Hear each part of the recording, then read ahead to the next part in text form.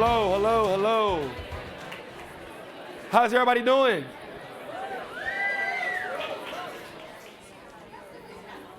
Did everybody have a good lunch? All right, raise your hand if you met somebody new. Keep your hand up if you enjoyed that conversation with somebody new. About to say, don't put your hand down, that's really disrespectful. Well, we are back at it for another fun session. I am Camp Counselor Brian. Everybody say hi, Camp Counselor Brian. You see my siren over there to the side? It's like an essential part of my toolkit. But in all seriousness, thank you for being here. I'm really excited about the next couple of panels that we have coming up, and I hope you're just as excited. You got some sustenance, you got some more energy, so we're gonna play off that. This next panel is very exciting because in true Camp Strava fashion, we have a surprise. You're probably looking at me like, Brian, what's the surprise? Calm down, I'm gonna let you know in a minute. But it is a great surprise. It's a special athlete that I am excited to introduce, and no, they are not on the screen right now. So just take it for what it is, sit back, relax, and let's get ready to enjoy it. All right, so our next conversation, as we've seen, humans are venturing farther and faster than ever before. Climbing the tallest mountains on Earth, traversing the depths of the ocean, exploring far-flung corners of our planet and beyond. But as the possibilities for human exploration begin to feel unlimited, so too are the far-reaching implications on the environment we visit. So first, I'm going to introduce Misha Gopaul, our vice president. Come on, Misha. You heard from him once. Make some noise. He's shy. He's shy. And we have some phenomenal panelists. So at this time, I would love for Andrew, Caroline, and Adrian to also join us on stage. Make some noise.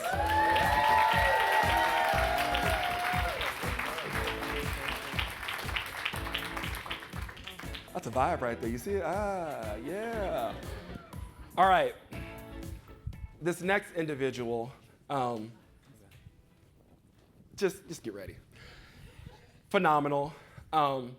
When you think about community and movement and you think about just what that means, this individual has conquered so many different things on so many levels. Vasu, please come on stage. So Vasu,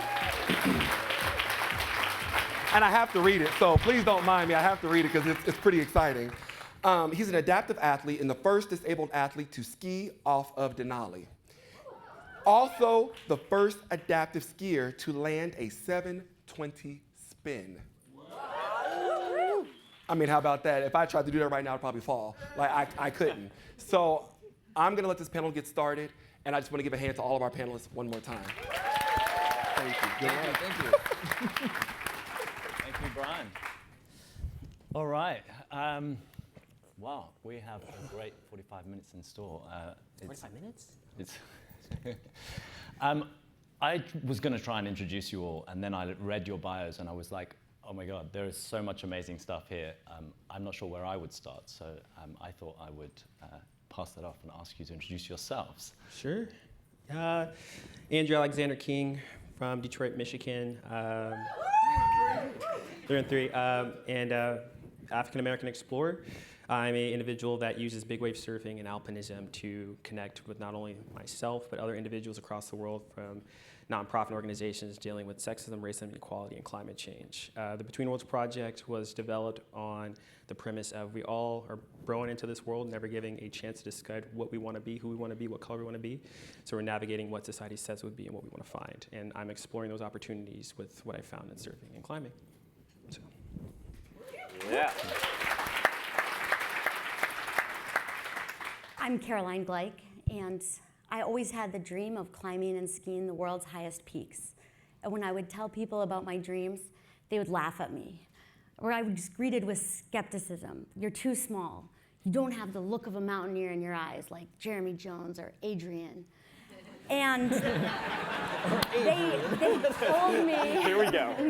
They told me that my dreams were impossible and that I would die trying. And so I slowly started building my skill set I became the first woman to climb and ski all 90 lines in the Shooting Gallery, which is a steep skiing guidebook to my home mountain range in Utah, the Wasatch Mountains.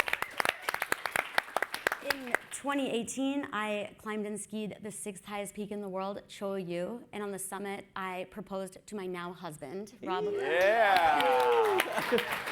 And in 2019, I set my sights on Mount Everest, Chomolungma or Sagarmatha, and I wanted to do it as a climb for equality, to talk about the disproportionate numbers of women on the highest peaks in the world, but in leadership positions across all industries. So I set my sights on that, and 7 weeks before my expedition, I took a nasty fall when I was skiing and fully tore my ACL. And so I rehabbed my knee, I went to Everest, and I was able to summit in 2019, and so that was really special. And then I worked really hard as a climate activist and as an advocate for clean air, gender equity, for social justice. I've testified to the House and to the Senate about how climate change is impacting mountain communities and to advocate for systemic change. And yeah, I've worked on policy for a lot of years. And every day that I get to do this for my job, I have to pinch myself because it's like all my childhood dreams coming true. So I still really have a lot of imposter syndrome, but I'm super honored to be here today. And I hope I can keep doing this until I'm 60 or 80, or that's my dream, to ski until I'm 80, 90 years old as possible. Get that patch, right? Yeah. My name's Adrian Ballinger, and my dream was always to be a pro skier. It turned out I wasn't good enough in any of the traditional ways. I was fortunate enough to find climbing, add that into the puzzle, and it turned out climbing combined with skiing made me just good enough to go out and get to do some great expeditions that I'm really proud of. I also am the founder of Alpenglow Expeditions and an IFMGA certified mountain guide. And so as I look at kind of my career to this point, what I've kind of figured out is, like, I believe there's and I've seen in my own life that there's this massive power of playing human-powered movement outside, especially in exposed places where there is also a factor of risk that's involved. And so my career to this point has been trying to inspire and storytell of my own personal trips to hopefully encourage more people to explore that where and how they can. And then also as a mountain guide and guide service owner to directly educate the more people, the next generation of explorers and adventurers, to go out to the mountains of the world in an ethical and sustainable way, or at least as ethically and sustainably as we can do that. I have to follow all that. All right, got it, cool. I'm your special guest, very special person. Got a lot of special needs. I'm your also token disabled person in the room. Strava, I'm pointing at you a little bit there. But someone back there. So my name is Vasu Sojitra. I am a professional skier. I also do a lot of consulting work in the outdoor industry. I'm on the Explorer Fund Council for the North Face and the advisory committee for REI, and also a founding member of the Outdoor Future Initiative to help rural, tribal, and urban communities be more connected to outdoor spaces. I also go by the motto of ninja sticking through the woods to center intersectionality in the outdoors. Also a founder of Inclusive Outdoors Project, primarily trying to, again, create intersectional spaces where the mountain community starts looking like America, from gender diversity, sexuality, disability, race, you name it. So trying to really encapsulate that intersectionality as much as possible. Also do a lot of storytelling, and definitely feather ruffler. Yeah. When it comes down to it, that's kind of how I actually ended up on the stage, right? Well, it actually, I think that's a good way to say it. It's just, the whole point for me is it's not about the power you have, it's what you do with it. And when people say you're an influencer, it's not about having followers, it's about the influence those environments that you're in. So seeing you here, and someone I actually have a lot of respect for and I never met in person, I just see that as someone that's been in your position where you walk into a room and no one can identify with you. I could make this harder for everyone and be like, okay, I'm going to be on this stage with 3 amazing individuals, but why not make it 4? And so me, that's where I was like, I need to step into that. Sweet. Will it maybe make things a little bit more complicated? That's just been my life since day one of Detroit. Love it. But I do know, like, working in tech my entire life, being the only African-American person in that room being overseen, I saw in your eyes, like, you deserve to be on this stage like everyone else. Hey, You need to be appreciate it. Yeah. So. All right, thank you. So I want to kick off the discussion. I think nearly all of you mentioned this idea of pressure on the environment and sustainability, but at the same time, you all have a very big profile, and part of your role is inspiring others to get out there. And I'd love to ask a little bit more about how you balance building that profile, sharing that story, but also the tensions and pressures it might put on these natural places. Yeah, I'll kick it off. So for me, my Instagram's a journal. It's basically showing an individual that grew up as a single parent in Detroit. College wasn't even something on our radar. I had a best friend, lost her in a drive-by shooting before I even got out of elementary school. So I kind of grew up in that war zone that people saw on TV.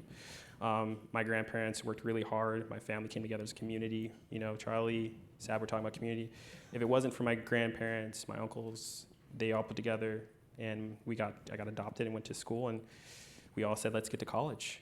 And so again, it's not about how far you go, it's how many people you take with you. So I sort of got there, worked in technology, and then my little brother went on to do that. So when I look at that journal of what Instagram is, you're watching an individual evolve. So in front of you, you're seeing someone that evolved into this. It wasn't just something I was given, it's something I got to actually opportunity, those doors were open. It's like, again, being on this stage with you and all of you here. And so for me, when I look at technology, it's supposed to be built around the premise of like, we make humanity better. So when we look back at ourselves, 10, 20, 30 years from now, we can say that we're more connected than disconnected. We're not judging you on what you don't have, but we're actually opening the door to give you what you need. And so I didn't grow up in a climbing community or climbing family. I actually went to track and field using the trauma of a gunshot that got me better and better at every track and field meet to get a full ride to go to school. And then from there, when my grandparents and I were still in Hawaii, no one knew how to surf, and I wanted to be on the North Shore. I had no clue what I was doing. Not gonna lie, Sunset, if you know where that is, in Pipeline. I taught myself how to swim, took a board, quit my job at Sears, and just owned it. And from there on out, I just hiked and meditated at the top of mountains and volcanoes and documented that along the way. And so when Instagram came out and like all of that was going on, I just kept saying like, you're just seeing an individual put themselves out there and be seen. So I managed that between worlds of do more in that space than take a photo on top of a mountain. Stand on the issues that community is dealing with, listen to them, versus standing on top of a mountain to take a selfie or photo. And I'd rather do that along my way. So that's how I use technology for me. Also making sure no one gets hacked in cybersecurity, my day job. So if you get hacked in this meeting, I'm sorry, I'm on the stage. So. But yeah, that's how I use it. So. Yeah. I think when it comes to this tension of more people visiting the mountains and the outdoors, I think it's a really powerful thing, and it's a good thing that more people are reconnecting with nature, because our connection to nature is vital to our well-being as humans. Like, we need to be outside. We need fresh air and movement. So I think it's a really good thing that more people are getting outside and into the mountains. Now, I think we need to re-examine our relationship with the outdoors and make sure that we're not just there to extract and to take, that we live in a reciprocal relationship. I love the words of Robin Wall Kimmerer, the author of Braiding Sweetgrass, and she has a quote about, what if the land loved you back? And so instead of going and conquering a mountain, what if it's something else? We do something else, we reconceptualize it. And we take more seriously our role in giving back and loving the land back, making sure that we are showing up to city council meetings to advocate for more funding, to build new trails, to make sure we have adequate garbage disposal and waste receptacles, and also making sure that we take care of mountain communities. I know that that's something you've worked really hard on with Alpenglow, Adrian, is that making sure mountain workers are paid living wages, that they have adequate shelter and clothing for the big mountain environments, and you know that we're tipping generously. And yeah, we're not just coming to extract, but we're really trying to give back and make it reciprocal. Great. Yeah, absolutely. I mean, a lot of my mountain guiding and personal trips have been to some of the biggest mountains in the world, and I'm so lucky to get to play in those places and recognize that luck and privilege. I also know that there's some of the more impacted zones that we visit. Oftentimes, I think because many of the climbers and people who go there have not maybe yet put in the time to gain the experience to become core users of that space. And so I think there is there is very much a tension there of, how to encourage these more sustainable ways of playing in these places while not putting up barriers that makes it even harder to get there for people that it might be a dream for. And so I am fully in the camp, I suppose, of encouraging more people to go to our mountains. Like I said in my intro, I am just such a believer of the powers that brings us as individuals and as communities. And ultimately, I think if we actually get to play in our wilderness areas, in our mountains, then we actually choose to protect them more. And so my focus has been how to do that in the most ethical and sustainable way possible while not putting up additional barriers. And so I think we joked earlier, with something like Strava, there's this interesting back and forth there about should we post our maps? Should we post our data of how we go to our favorite secret spots or these mountains? Because we're making it easier. And that's going to mean more people will go there and potentially impact those areas. So that is a discussion and debate to have. I hope we can find ways to share all the information, make it easier to go there, but then have, like you said, systems and ways to make sure we're not overwhelming an area, whether it's the environment or the community that we're interacting with there. Cool.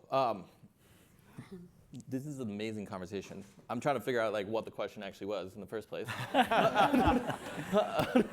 But to add to all of this, for me, we're so all interconnected, and making sure that many of these spaces start looking like America, for me, is the biggest thing. I don't want to create segregated spaces. I don't want to. I love affinity spaces. There is an importance in that.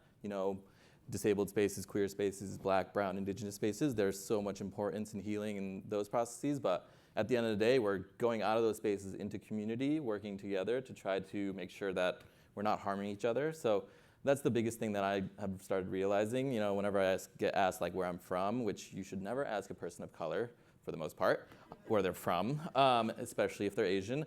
But whenever I get asked that, I'm like, oh man, you can pick. I don't know, I grew up in Connecticut. My parents are first generation American from India, went to school in Vermont and now live in Montana. Whatever, pick your poison there, wherever I'm from, I don't know. I currently am a visitor in Montana, which is Crow territory.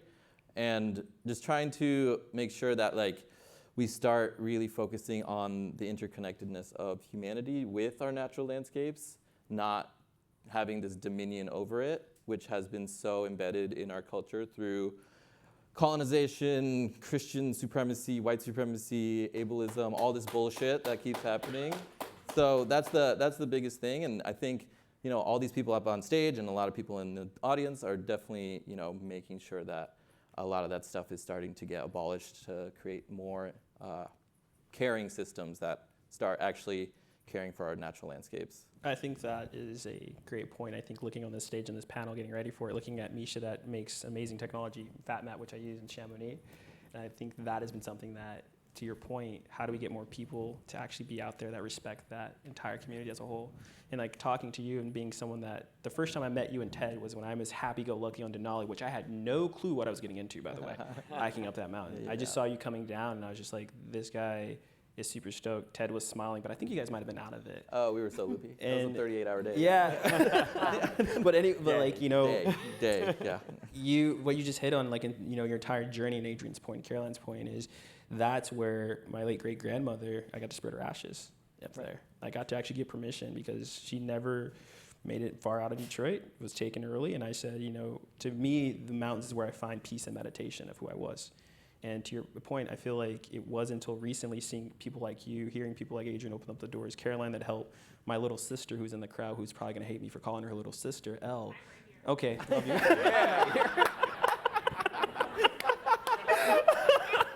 Well, we've been on a lot of trips together, but to your point about the Denali trip, the most frustrating thing for me was I never met Elle until in person, but I knew so much about her. And I came off Denali, we didn't summit. But I got to say my goodbyes to someone I really love.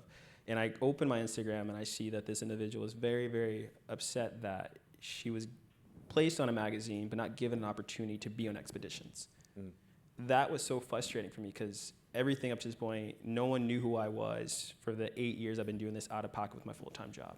It wasn't until Sab and a few other people said, George Floyd, that brands were like, we need to go get more athletes that look like what we're dealing with in this segregation right now. And I remember they would come to me and be like, I think you're looking for your carrot soup, but you never planted the seed.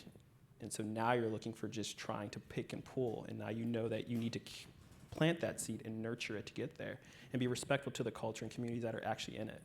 And so for Elle and I just asked her to come to Tanzania with me, and she had no clue who I was. And I was like, she's like, what's gonna happen? I was like, just don't die, that's it. And the whole point of this, and Elle will tell this on the next panel coming up, the amount of times I've been to Tanzania and been with that community and volunteer there, she shot the entire 5 tribes in a way that showed who and what they are. And not from the side of a car, not from actually passing by, made them have portraits and saw the beauty of who they were. And it goes back to your point, if we're really gonna open these gates and we're really gonna stop the segregation, we need to give people opportunity to be themselves and show up.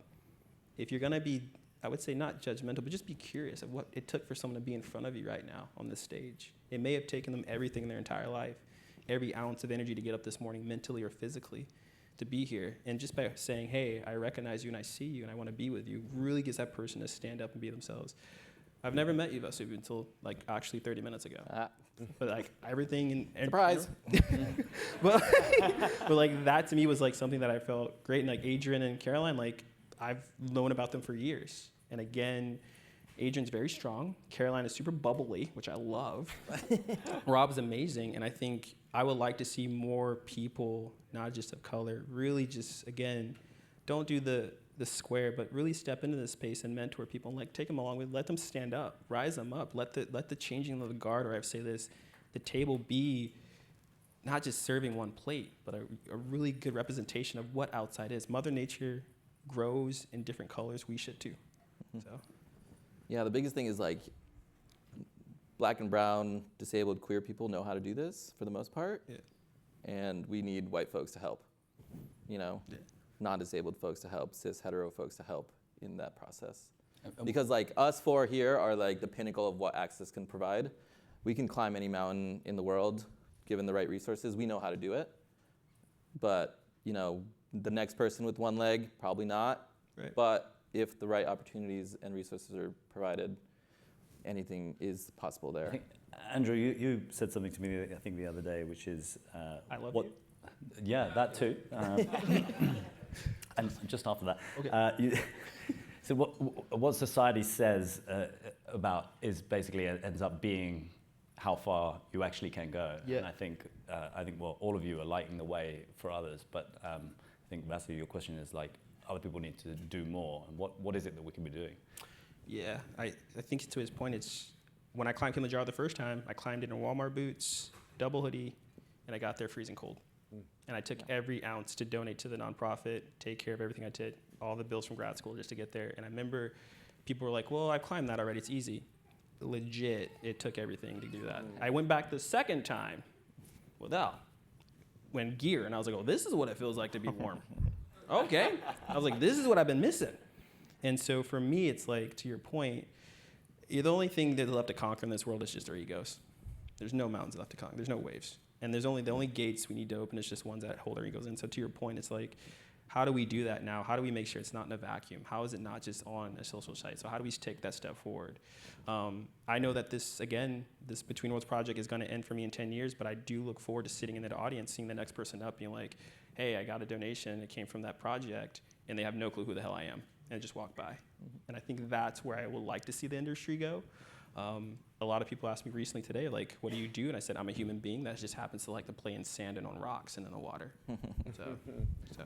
Caroline, I think you've been very vocal about the fact that the mountain space is a space dominated by men, and you think you're doing an amazing job of building a profile and showing what's possible and lighting the way. And then you also mentioned when we were talking the other day that you also don't share some things because you're worried there might be safety implications to posts you make going viral and people maybe not understanding what they're getting into. How do you balance those two things? Ooh, that is a tough question. Yeah, I mean, so when it comes to deciding what to share as a woman or someone who's not like part of the majority, I think you have to protect your peace and your mental health at all costs. You know, you don't have to publish your maps if you don't want to. You don't have to publish your times. I'm a very slow runner, so I'm really grateful that Strava has implemented a tool to keep your times private. But I think going back, you know, if someone asks me for the map, I'm happy to share it, but you don't always have to share everything. I think it's okay to be transparent but have boundaries. You know, like an analogy I heard recently was that of a jellyfish. And as a public figure, you can have those boundaries and maintain your safety and your security and your peace, because we do go to these places to find joy and for our mental health. And just going also back to the other question that you guys were talking about, I think that there's a really big role that men can play in supporting women's leadership in the mountains, and also other people from underrepresented groups. Is like, we need powerful white male allies, you know, to share resources, to invite us in, to not be the person who laughs when I tell them what I want to do, but instead, like Adrian, when I called you in 2015 for the first time and I told you about my dreams and I was planning to go to Peru, you spent a lot of time with me on the phone and you shared with me very concrete resources, like the name of your base camp chef, Alfredo. He was wonderful. We had Most important person on the expedition. Yes, it really is. And we had such a wonderful trip because you spent that time with me, and I'm so grateful for that. And so we need those people who open doors and invite people in. And just in your own personal relationships, if you're a man and even just with your partner, asking about their dreams, you know, seeing how you can support, helping out with the housework, doing the dishes. Like, it starts in the home with like what our expectations are for the responsibilities there, because like we expect women to be the caretakers at home and to do that still. And we expect women to do a lot of this unpaid emotional labor. And so stepping in to help with some of that stuff. And then on a bigger level, giving opportunities, sharing resources, like that stuff goes such a long way. And just opening that door, inviting people in, it makes such a huge difference. Yeah, I would like to see that more from that community, for sure. I think for what I've seen so far, it's very hard to have that mentorship. A good colleague of mine, and it's a great question to bring this up, a lot of us are coming from the behind. It's a very staggered start outdoors. And I don't think not just sharing your resources, but how to actually get into alpinism and such. Again, I didn't know how to even do any of that 3 years ago, and I wasn't invited on any trips until recent, and that was because of my profile. And to her point, I hope when that, like those white male friends of that, you know, community really open the door. It's actually authentic and not just one that's just like, again, this back to the square. So I'm curious to know from your perspective, Adrian, how do you see that unfolding from your generation? Yeah, I mean, it's such an interesting part of our sport right now is how not diverse it is, and yet I think there is a clear understanding and desire from so many people that this changes. Yeah. And I think for me, you know, my process of kind of trying to think about this, where it started is like, it is so clear to me that the reason I'm on the stage today, along with lots of general privileges, I had 3 mentors in my process. So starting at age 12, that got me into climbing and skiing, then 17, who brought me to my first high altitude peaks, and then 26, who brought me to my first 8,000 meter peaks as a mountain guide. And it was like, it was easier for me to find those mentors and have those opportunities. And there is no roadmap to becoming a high altitude climber and skier, really. And we had freedom of the hills, right? That's all we had in the 90s. And there are certainly more tools out there now and resources on, you know, on social media and YouTube. But at the end of the day, I think it's about people. And it could be an expedition leader like who brought me into the Himalaya for months-long expeditions, or maybe as simple as a phone call like we chatted about in 2015, and just like this idea like, yes, go, do it. Like, yeah, maybe you fail. I fail far more than I succeed. Probably we all do on this stage. And so I'm just trying to find ways, I guess, for me and my company to share some of those opportunities I've had and that mentorship that I recognize was so clear to the next generation. Awesome. Yeah.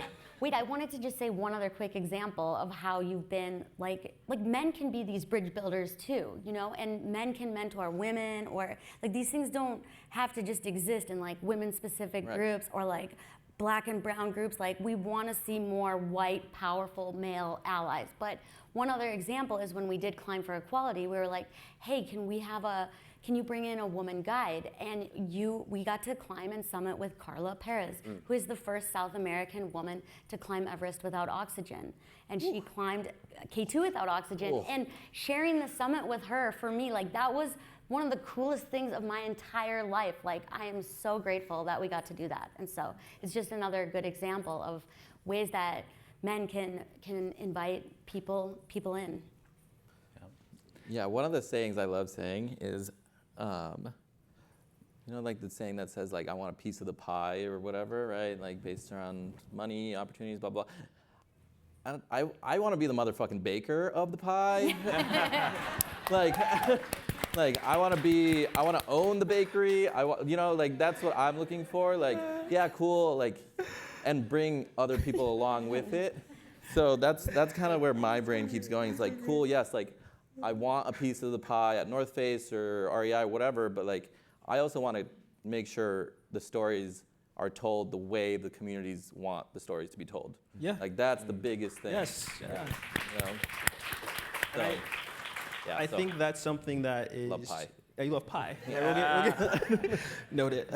I think that's something when I look at what, you know, I'm excited for everyone to hear Ella when she comes up, but there isn't a lot of documentation about how we've gotten outdoors. If Malik was here and the Black Ice crew was here, everyone's like, that's amazing film, it's great. We were out this weekend in Vegas shooting, and I had my mentor who's taught me how to sport climb, who's an amazing climber, Dominic Barry, who I love, and I wish he was here. And Elle was up there shooting, and I'm belaying, and then we had someone from a different community being like, Elle, you go up the line and shoot. I sat there, held back tears as Dom is flashing this 12B like nothing, and Elle's shooting. I'm like, this is what it feels like to make our own content for us. Mm-hmm. And people to see us on a road trip doing it ourselves. It took so much convincing to brands and partnerships, like, just let us do this, let us be here, let us show that story. And the anchor I'm trying to bring in this is with Black Ice is like, let's not make it just a flash in the pan. Let's make it to your point, I don't like pie that much, but like a bakery of cake, maybe? Brownies, I don't know, whatever. but I think that's where I look at it. It's like, we shouldn't make just the barriers on the mountain that's difficult. You should be able to have the ability to tell a story about individuals that have gotten here by their perspective and let them see this for someone else can grow up and do that. And I'll give you the prime example is that I remember I was out in Nazare training, and I'm getting towed in, and I'm getting destroyed that day. And I'm getting like destroyed completely. This kid comes up to me. He's, I've never seen a black person surf, let alone tow afterwards. I was like bought in tears because I felt like I failed. But it's to that kid, he's like, I want to surf. If we're showing that representation across the board in different mediums consistently, you're now opening that door for not just women who are feeling, hey, I can't be on expedition. You're now saying like, okay, you can be black, brown, adaptive, and be here in this space and show your truth. But if we're not given that opportunity to pitch our ideas and be seen and be on the stage, you're going to get the same flavor of that pie consistently and become stale with it. And so I hope everyone in this audience or part of those brands and part of those committees can see like, yes, Caroline, tell your story about how you got into skiing, how you helped Elle ski better than me, which I will not go down those things with her ever. Like I want, Adrian to be a part of that, discussion of like, you got someone that's from a different background, seeing what it's like in the Himalayas, which is a beautiful place to go to. It shouldn't take so much for us to be seen and have to navigate this space because we're just asking for a piece to taste that pie so we can tell you how to make a better iteration of that product later on. Mm-hmm. So I have nothing else after that. That's I just want to come back to the point you were making as well, Adrian, which is I think, very interesting, which is, a secret is something you tell one person at a time. And so this idea that you had mentors who could share their secrets with you, and I think that's the way it's been handed down over kind of generation and generation. But this approach also means there's only one degree of separation between each of those people. And particularly in like mountain sports where there's like, mountain guiding is an expensive thing. So a lot of people now have an entry point to mountains by hiring a mountain guide, but it's an expensive thing to do. So that immediately limits the next thing. What are some of the things that we could do to start to see broader? In fact, I have a friend who's working on a project right now, and he literally cannot find people from diverse backgrounds to join the project because there are so few. Right. I'll let Adrian say it first because I got some notes to that. Yeah. All right, well, I think two things. A small one is just trying to demystify always and share as much as we can. So, through social media and things like that, instead of just the pretty picture in the summits, it's like, here's how we actually got there. Like, here's all the failures. Here's all the other sides that come together. Just sharing what actually makes mountain athlete or whatever we want to call ourselves, I think does help and can help to make our space more welcoming. I think the same thing we were talking about sharing our secrets is something that I'm really big in Tahoe. It's like sharing secrets. Like the fewer secrets, the better. So I feel quite strongly about that. And then I think from a guide company perspective, it's like finding lower barrier to entries ways into our sport. Climbing gyms are doing this in incredible ways where, they're still not obviously inexpensive to join a climbing gym, but they're popping up in medium to large-sized cities everywhere in the country, which means there's easier access to climbing. And I think kind of the outdoor version of that, like my guide company recently built a Via Ferrata. Via Ferrata is all over Europe, and there are ways for non-climbers to experience exposed places through this very safe, essentially steel cable you can clip into and climb up to. And they're everywhere, and they're generally very inexpensive and things like that. In the US, they're just starting to pop up. And what I see is like, people hear steel cable, you're clipped in at all times. Like, it's a lower fear barrier to entry. And obviously, since it could be much higher volume activity, it can be quite a bit less expensive. And that's a great stepping stone. And then hopefully there's then welcoming communities to bring people in and continue that. I agree with that. I also think it's up to the brands and the executives in those positions to create an ambassadorship to athlete pipeline for individuals to actually feel comfortable in those spaces. When I come, like living here, when I'm not traveling, I walk into the climbing gym and you do not see many individuals of the rainbow of representation that I will hope to see one day before I transition on. But it's because individuals from those backgrounds are just trying to survive. Climbing is the last thing we're thinking about at the end of the day. Honestly, we're trying to be like, that's a luxury to use. To take $50 to be at a gym is a luxury. So I would like to see hopefully more brands really in partnership step into that, like find that individual that is looking for that ability to climb, not themselves out of that situation that they're in, unfortunately, but to feel a part of that community. Because it is really deterring. Again, I've been in many gyms with other people and they're like, oh, they call me my other friend because you're not calling, my name is a certain name. It's actually probably the most basic name to really get right. So it's like you're thinking of just, I'm that one black person that you just think is always there. I'm actually just one of many. So I would hopefully see the same thing in guiding, is like more brands, more individuals step in and step up that have that, to Caroline's point, that you step into that as an allyship and stick with those individuals, because that is very key for those individuals to feel like I am an athlete. I should be here. And it took a long time for me to get to that point. I actually had to just be like, you deserve to be here. You deserve to sit here. You deserve to have these conversations. It's here from your perspective. And that's something that I hope you can contribute to as well as you and Caroline and Basu. So, yeah. Yeah. I just wanted to add one thing. And you guys talked about the responsibility of brands. And I think brands do have a big role to play in promoting responsible outdoor activities. And but I also think we need to look at the government, because like with the huge influx and increase in people visiting our outdoor places, there has been a backlog in maintenance and funding for our public lands and our outdoor spaces. And so we really need more athletes. We need all of you to go to your city council meetings and to go to your state legislature and to go talk to the U.S. Forest Service to get more budget allocated to maintaining our parks and building more trails and make sure that we have like the garbage disposals. And I'd love to see more trails being built as well so that every neighborhood has access to trails. That would be something we can all do. But I would say to that, also getting more individuals that can take field trips to those places and feel safe to be there.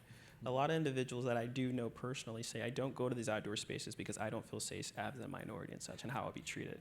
Yeah. I can't express that enough because I've never been on an expedition until I was probably 33, 34, where I wasn't called the N-word or something more derogatory on expeditions across the board because I was the only black person stepping in. And so that thick skin, so it wasn't until recently that I actually had my first American guide, probably like the last 2 years. And it's because I dealt with that more here. So I agree with you on that policy, and we should have that.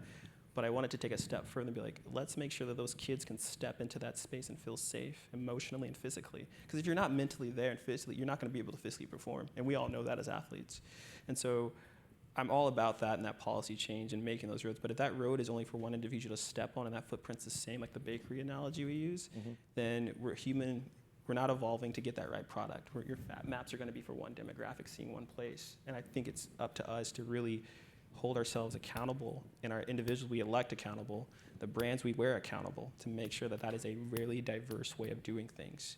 And I think it's something that we have a lot of power over. We are the people that wear it. We are the people that perform. But again, let's take it a step further there.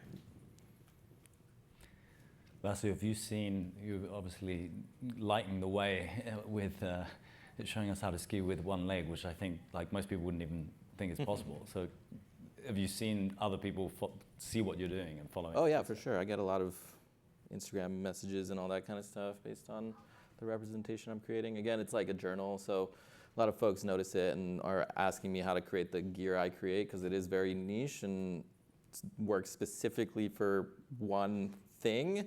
That one thing is probably the most heinous thing possible to do, but I think if Jeremy Jones is in the audience right now, he probably knows because he followed me up the hill. Oh, Emily is.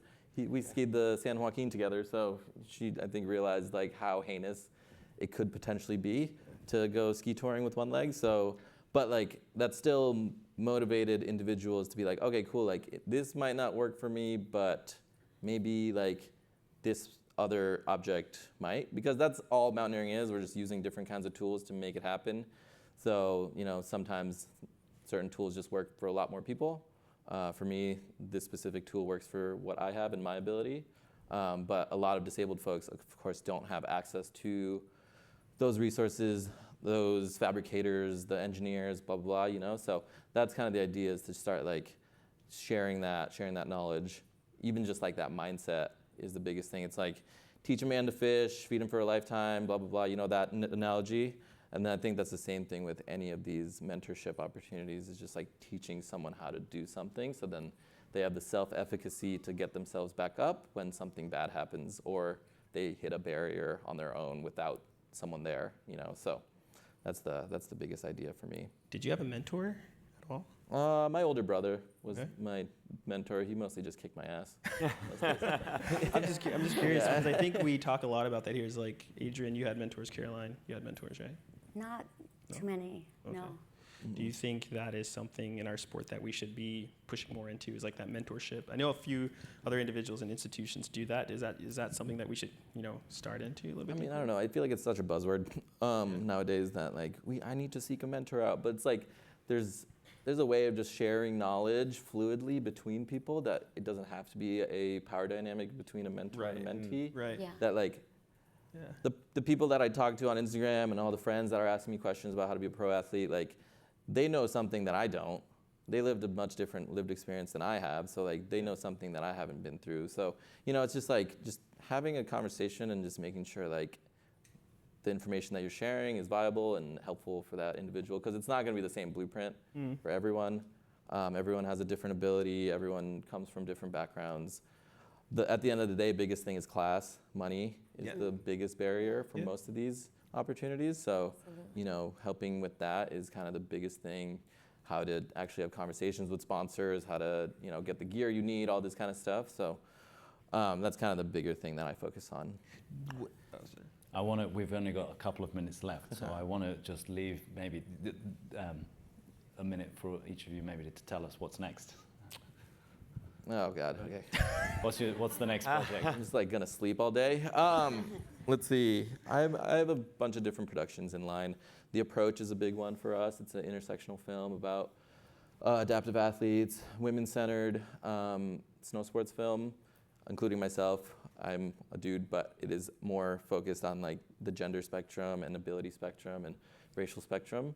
And we don't really talk too much about it. We just show up and do our thing and have fun and talk about the barriers that we run into. So that's a big one. I have multiple other ones, but that's a favorite one so far.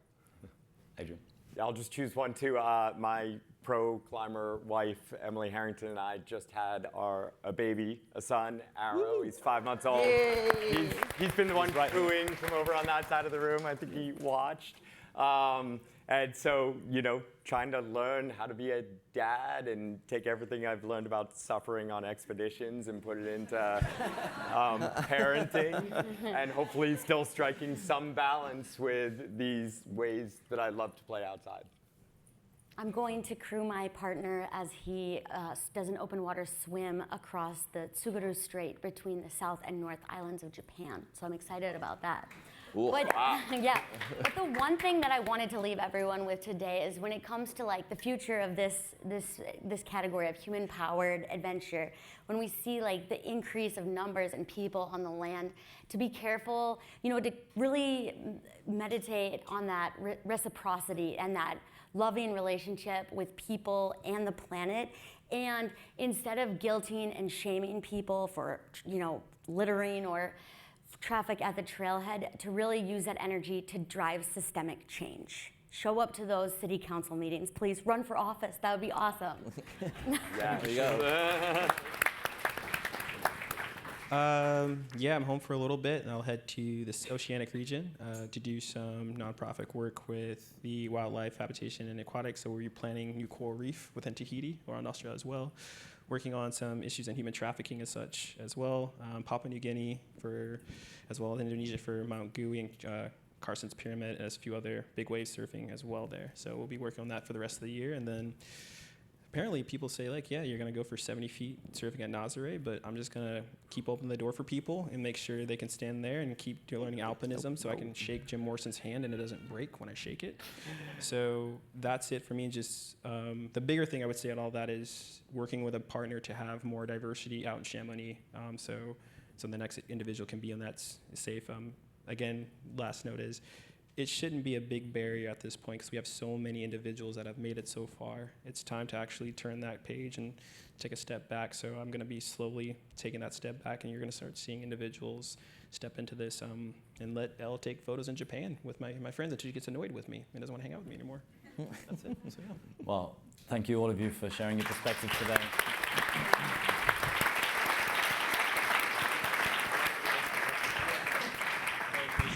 Thank you. Swore just enough, right? Thanks.